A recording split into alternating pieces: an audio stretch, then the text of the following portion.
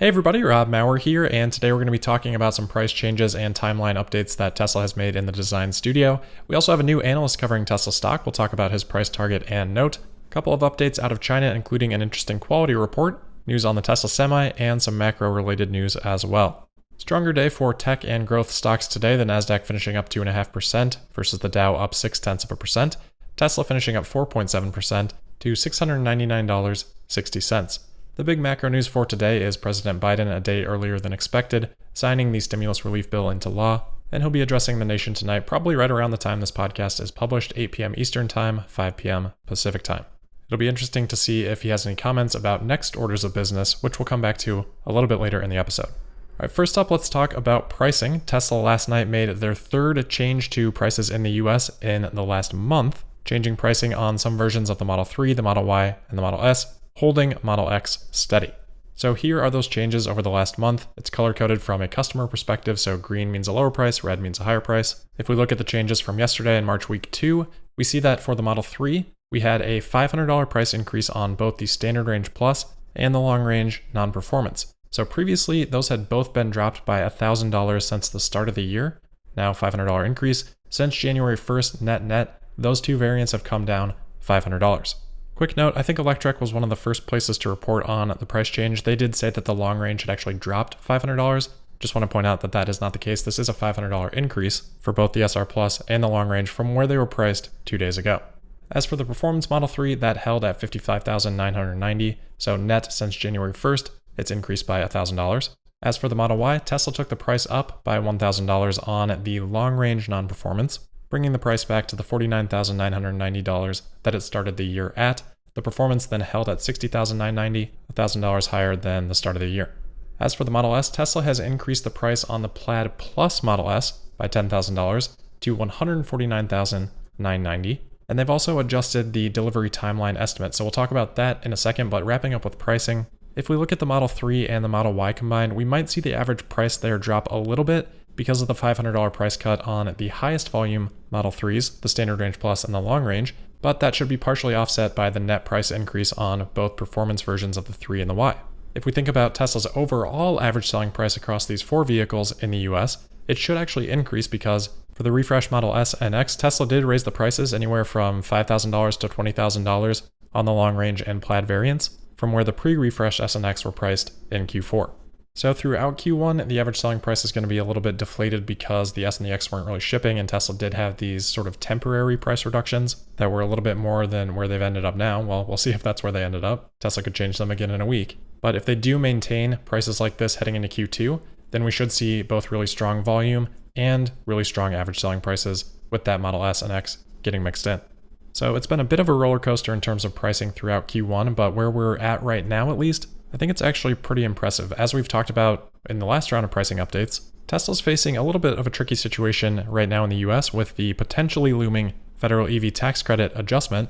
I think a lot of buyers would be wise to wait for that situation to be resolved if they don't need a vehicle at the moment, especially in the more price-sensitive bands of Tesla's offerings. So Tesla kind of has to work against that, and in normal years when Tesla was just producing vehicles from Fremont, maybe they could ramp up international shipping to China or to Europe. But now we have Giga Shanghai, that's going to be fulfilling China and parts of Europe. And then furthermore, for Europe specifically, they're all sitting around waiting for localized manufacturing to drop the prices significantly and waiting around for Model Y.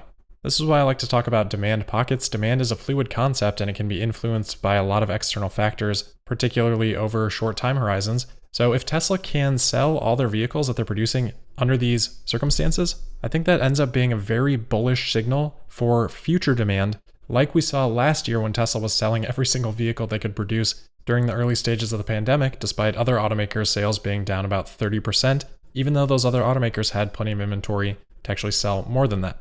So while the pricing action has been a little bit odd in Q1, especially the introduction and then removal of the Standard Range Model Y, from where the pricing and the lineup is sitting today, I think things are looking pretty strong. All right, so let's talk a little bit about the Plaid Plus. Mid-2022 now, the estimated delivery for new orders. This has been pushed back prior to today. It was late 2021.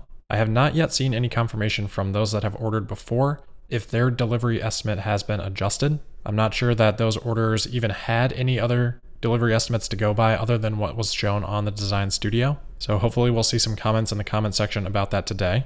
but my intuition here says that this is an overall product delay rather than just for new orders.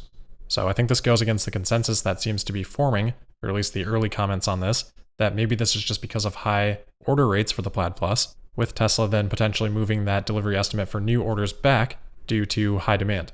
I'd love for that to be the case, it certainly is possible, but again, my hunch here is that this means that first deliveries are now being targeted for mid-2022.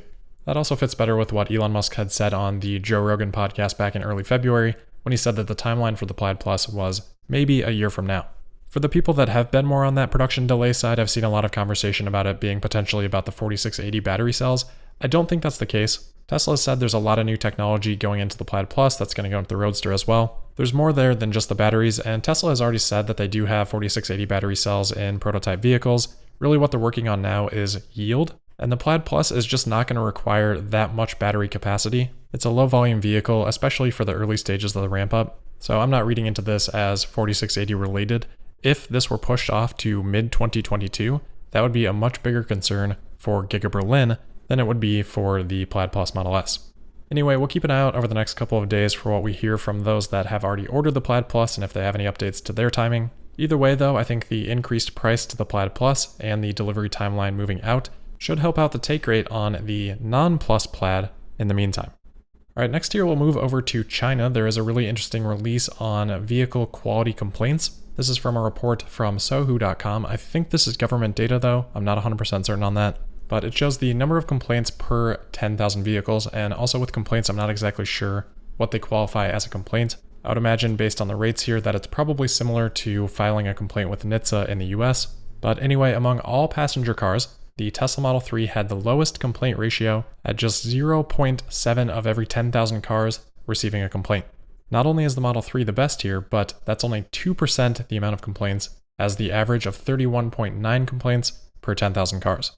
So the exact takeaway here, again, kind of depends what is classified as a complaint. But regardless, it's amazing to see the Model 3 at the top of the list here, and I don't think this is the first time I feel like we've covered a similar story to this in the past. I do wonder if Tesla gets quality figured out to the degree that they are best in class, what the next criticism of Tesla would become after that. Quickly here, while we are on the topic of China, just an update on the purchase tax exemption that we had talked about yesterday for the Standard Range Plus Model 3 in China. As I said, I was a little bit unclear on exactly that situation yesterday, so thanks today to Tesla Mania for answering some of my questions there. Basically, there are two incentives. So for vehicles under 300,000 yuan, there's a new energy vehicle subsidy of just under 16,000 yuan. That's the $2,400 that I mentioned yesterday. Separately from that, there is also the purchase tax exemption, and that's for 10% of the vehicle sales price before sales tax is added. So it ends up being about 9% of the after-tax price. So the Model 3 Standard Range Plus is eligible for that, but so are Tesla's other vehicles, even including the Model S and X, though TBD on the refreshed S and X, though those are also expected to be included for that purchase tax exemption. So the Model 3 SR Plus getting that, good news, but certainly expected. All right, next up here we have a new analyst covering Tesla. This is Vijay Rakesh from Mizuho. Yesterday they initiated coverage on Tesla with a buy rating and a $775 price target. The issuance came with a pretty detailed 60-page note, which they summarized by saying, quote, Tesla is the global leader in the EV market with its vertically integrated manufacturing, advanced battery and ADAS roadmaps, innovation, and an unsurpassed EV footprint. With only less than 1% share of overall global LVP, Tesla has significant upside as EVs are expected to grow to 25% of global LVP by 2025 versus 3 to 4% today. With Tesla's cutting-edge battery technology driving key leadership in the EV market and providing sustainable energy storage for residential and industrial applications, disrupting the global energy market, we see Tesla as a leader for the next decade and beyond. End quote. Sorry, I'm not exactly sure what they mean by LVP there. I think they just mean the overall light vehicle market. So some pretty interesting research. They do lose me a little bit with their price target. It looks like they're using a mix of a sum of the parts valuation and a discounted cash flow valuation, which gives them price targets of $845 and $825 respectively. They then say they're applying a 6 to 8% discount on that, which gives them their price target of $775. That's where they lose me a little bit, and also where it gets interesting because for their sum of the parts valuation, they actually have Tesla delivering 10 million vehicles in 2030, an additional 375,000 trucks here they call it, at an average selling price of $150,000 a piece, so I assume that's semi-trucks, then 31 gigawatt hours of storage and 38 gigawatts of solar. On vehicles, they then apply a price to sales of 1.9, on energy, 2.8, and that gives them a 2030 market cap of $950 billion, which they say the share price then is $844 per share. That's where I get really confused because then I don't understand what sort of discount rate they're using. If it's just $950 billion at that point, discounting back, the price target should be much lower. You're going to need a heck of a lot more than a 6% return over a decade. So they really lose me there in terms of being able to explain what they're talking about. But in terms of just that sum of the parts valuation, there's clearly nothing there other than a slightly higher than normal automotive price to sales ratio that would account for any value from autonomy or full self-driving, about which they say, quote, "We believe other opportunities such as robotaxi and FSD licensing could provide more value at," end quote. So again, not sure how that leads to today's price target, but to me it looks like they're forecasting the 2030 valuation to be about $1 trillion before considering the impact of FSD. They also laid out some upside and downside scenarios. For their upside, they say they could see a $1,200 share price, and for downside, they see a $450 share price. All right, moving on from that note, we have an interesting update here on the Semi. I meant to cover this yesterday, but a couple days ago, there was a drone flyover that captured the Semi driving around on one of Tesla's test tracks behind a Model Y, which appeared to be filming it. And this is the presumably newer white Semi, so it looked like they were shooting some promotional footage here. Now, this doesn't give us a ton of information, obviously, on the timeline, but it is encouraging to see and likely points to the fact that this white Semi is more than likely a final design. All right, lastly here, just a quick note to circle back on President Biden's thoughts on electric vehicles. So there was a little snippet here on some comments that he made to Representative Peter DeFazio, who is the House leader for the Transportation and Infrastructure Committee. Reuters reported on a meeting between DeFazio, President Biden, and House lawmakers, saying that, quote, "Biden made the case for electric vehicles, or EVs, at the meeting," DeFazio said, "and raised General Motors Company's goal of ending production of gasoline-powered passenger vehicles by 2035. Quote, "Biden talked about the Chinese eating our lunch. The Chinese want to dominate the electric auto market," DeFazio said. Biden told lawmakers, quote, "We can't let that happen," DeFazio added, end quote.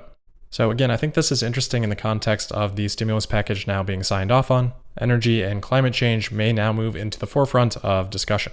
So I'll try to keep an eye out for anything there, but that will wrap it up for today. As always, thank you for listening. Make sure you're subscribed and signed up for notifications. You can also find me on Twitter at Tesla Podcast. And I'll see you tomorrow for the Friday, March 12th episode of Tesla Daily. Thank you.